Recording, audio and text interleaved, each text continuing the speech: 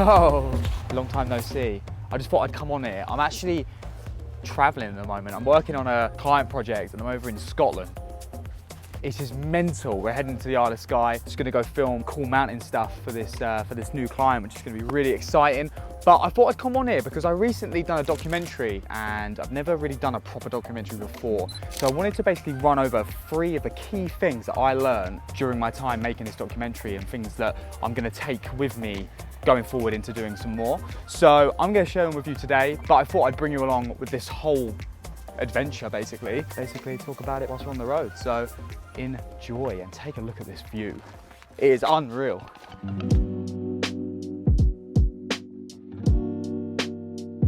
Film more. If you feel like you've got enough footage, just carry on just filming as much as you can, whether it be the environment, just the setting, just film everything rather than feeling like you have enough. That might sound weird, but like there was so many times where I got into the editing process and then I realized, shit, like I'm missing something. I had to like fill it with either stock footage, and that is the great thing about stock footage, but if you've just got everything already filmed and already prepped, it's just so much easier in the post-production process. Number 1 would be make sure that you film as much as you can. Isn't this just the most amazing setting ever? Honestly, I cannot believe that this is in the UK.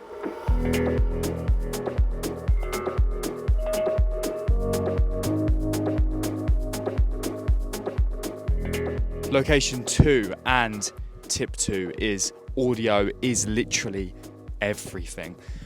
But I probably picked the worst location to do tip 2 because it's so windy and the audio is probably going to be jank, but I'm behind this huge rock. Mate, unreal. Look at this view. Audio is literally... Tip 2, audio is literally everything, especially in a documentary type environment. And I just feel like this is such a bad example. I'm so sorry. When you're doing a big project, make sure that you don't skimp out on microphones. To be honest with you, it can be visually beautiful, but if the audio just doesn't cut it, it can be quite jarring. And a lot of people don't realize, but they do actually respect really, really good audio. I learned that because there was a couple of bits where I could have done it a lot better and the audio could have been a lot better, but we live and we learn, and I've learned from my mistakes and I'm gonna take them going forward. But that is tip 2, and I clearly haven't learned because listen to this forever. But I'm just gonna let you take in this view for just 5 seconds.